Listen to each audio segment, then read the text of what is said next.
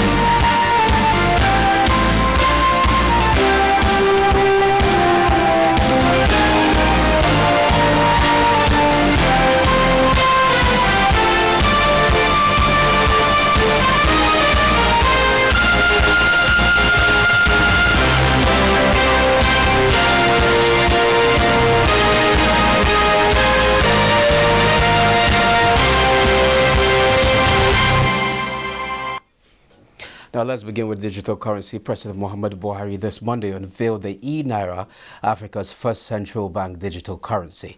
The digital currency will play a complementary role to the paper notes, and President Buhari is optimistic that concerns like hyperinflation and strain on the nation's foreign reserve will be controlled. The use of central bank digital currencies can help move away more people and businesses from the informal into the formal sector, thereby creating the tax base of the country.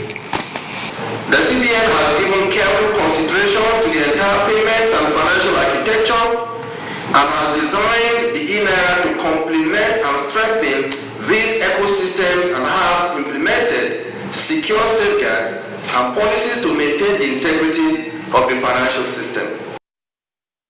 Benefits of the e-Naira have been identified to include low transaction fees, zero charges on wallet-to-wallet transfers, reliable transaction processing and instant settlement, as well as reduced operating costs for merchants that come in the form of cash handling and payroll management, in addition to the fact that the e-Naira will work via USSD without relying on internet connectivity to drive financial inclusion.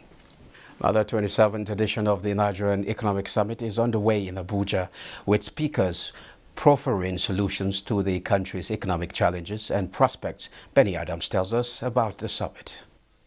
27th edition of the Nigerian Economic Summit, which is an assemblage of national as well as global leaders in economics and politics. It is all about rebuilding economies from the effects of COVID-19. Countries globally have their eyes fixed on the speed and also the process of recovery, and Nigeria is not left out of it. The federal government is responding to the challenges and opportunities of the moment by articulating forward-looking policies and strategies and implementing the coherent, clear, and consistent set of actions in order to achieve our desired objectives. Ethiopia has given the highest priority to promoting inclusive agricultural transformation by means of allocating at least 17% of its annual budget to invest in irrigation, extension services, by deploying around 60,000 extension agents,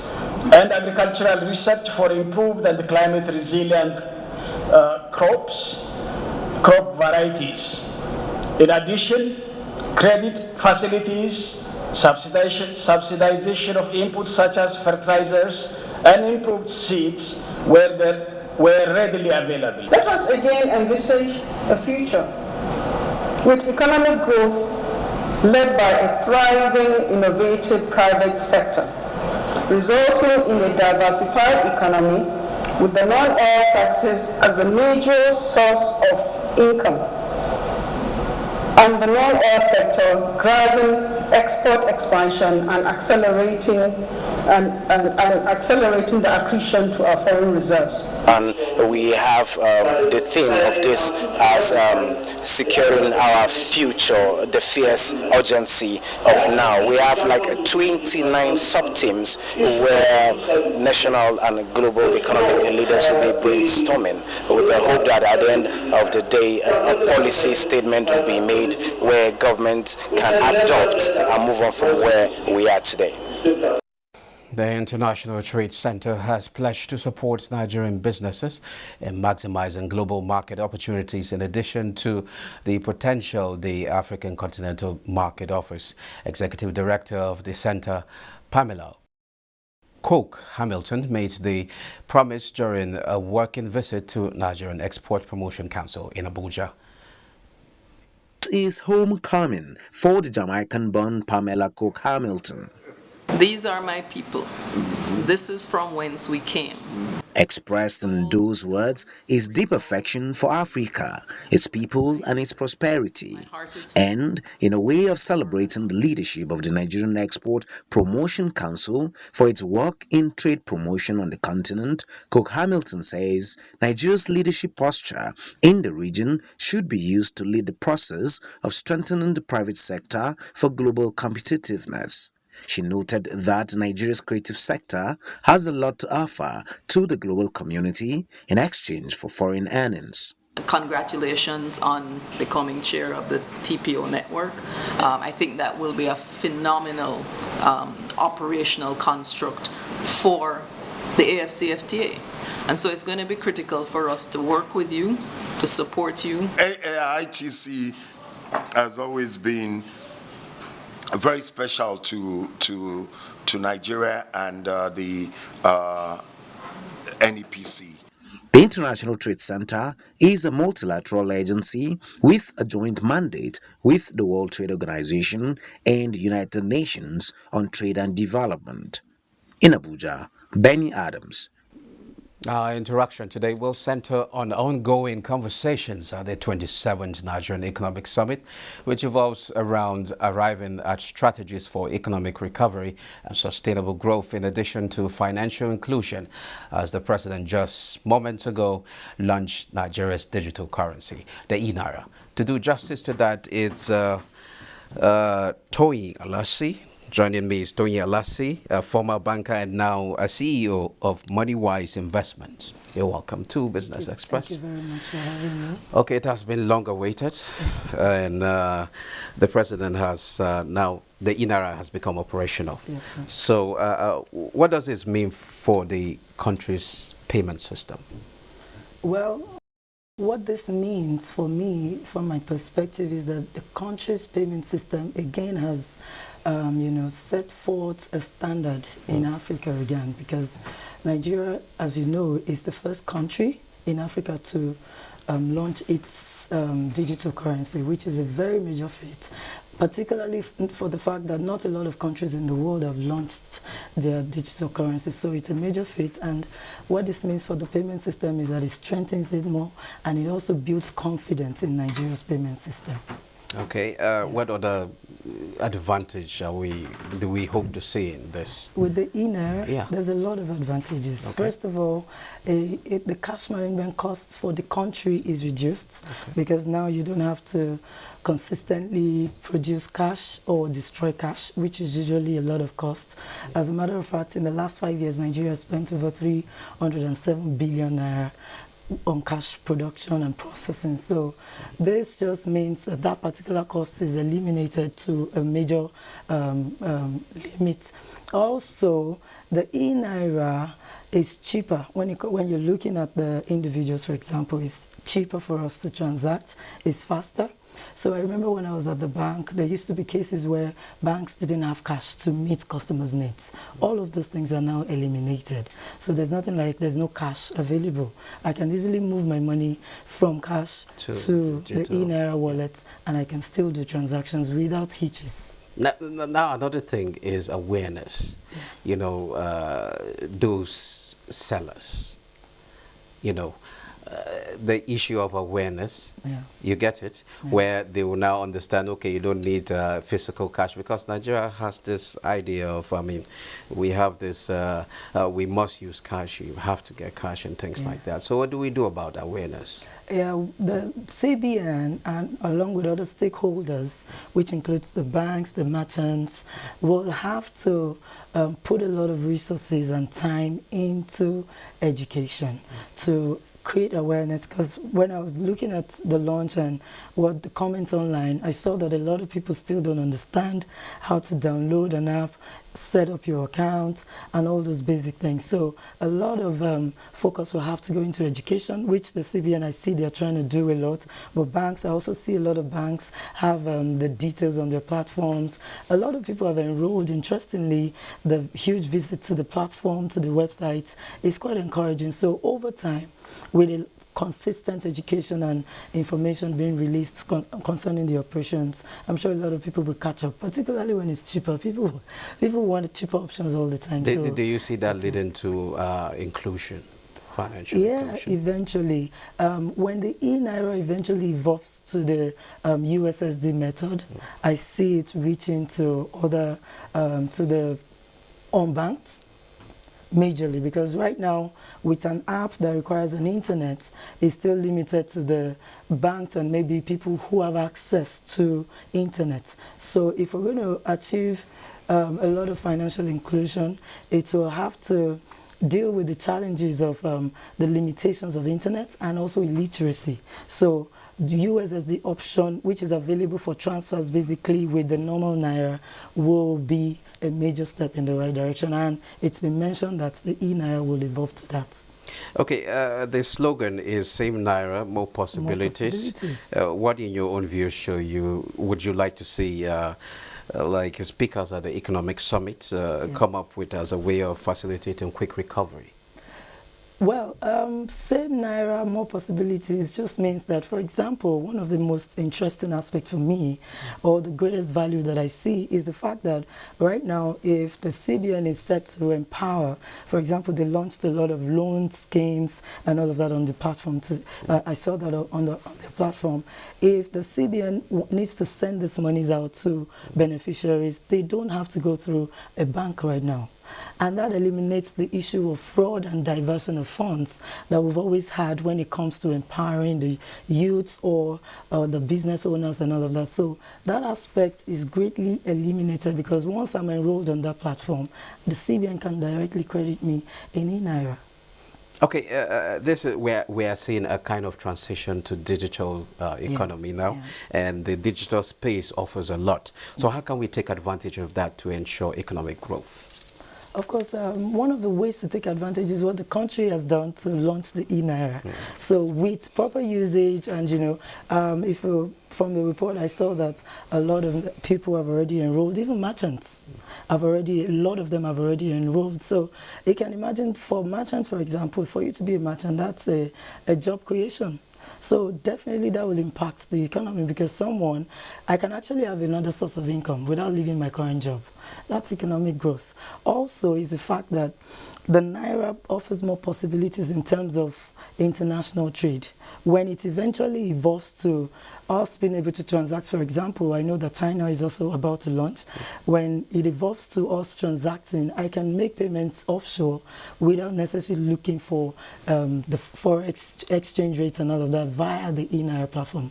That would definitely encourage economic growth. Okay, what would you tell the man out there about this e-Naira? How would you, somebody that's is not sure of how the e-Naira works, what would you tell him?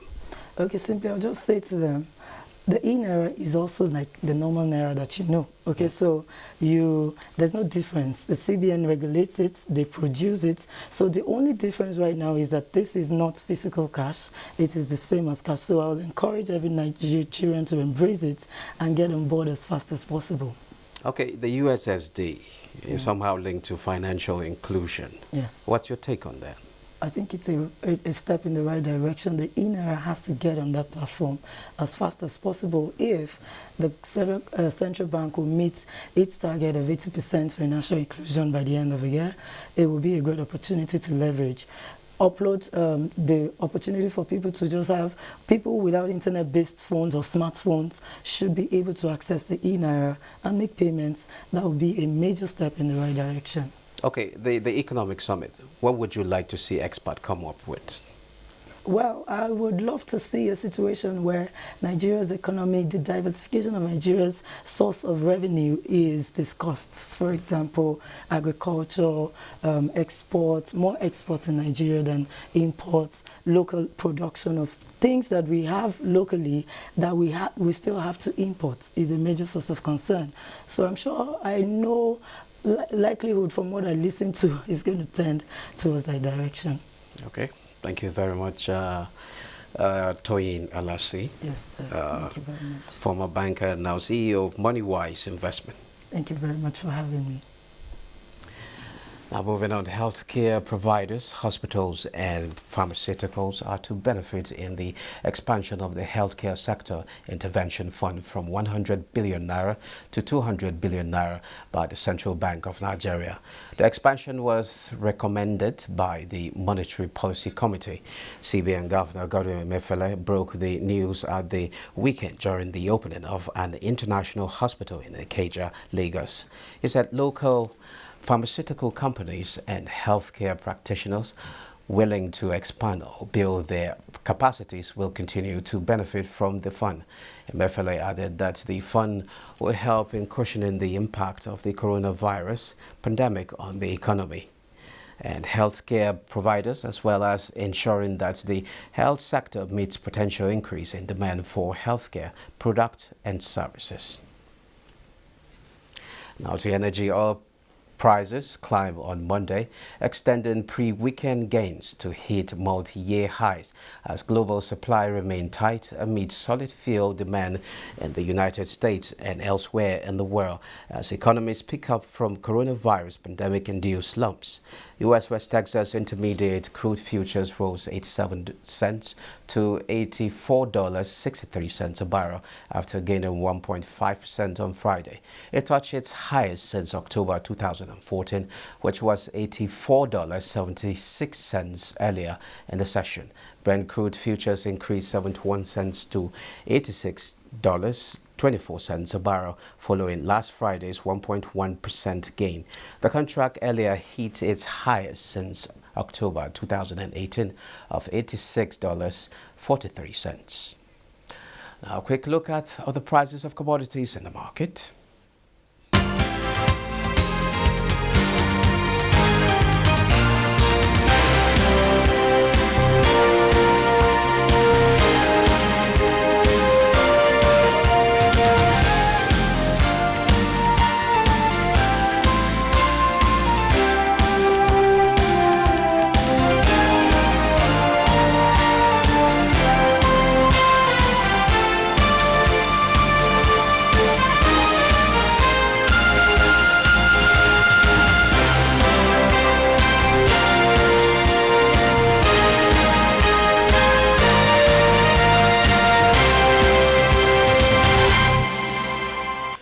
Next is details of the markets in the week ended with Bosside Email.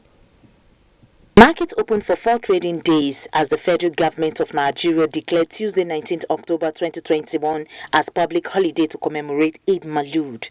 The Nigerian stock market traded bullish in the week ended 22nd October 2021 as the all-share index appreciated by 0.78% to close at 41,763.26 basis points, with market capitalization at 21.7 trillion naira, while investors in the equities market gained over 169 billion naira during the week. Meanwhile, a total turnover of 1.5 billion shares worth 18.3 billion naira in 21,621 deals were traded by investors on the floor of the exchange.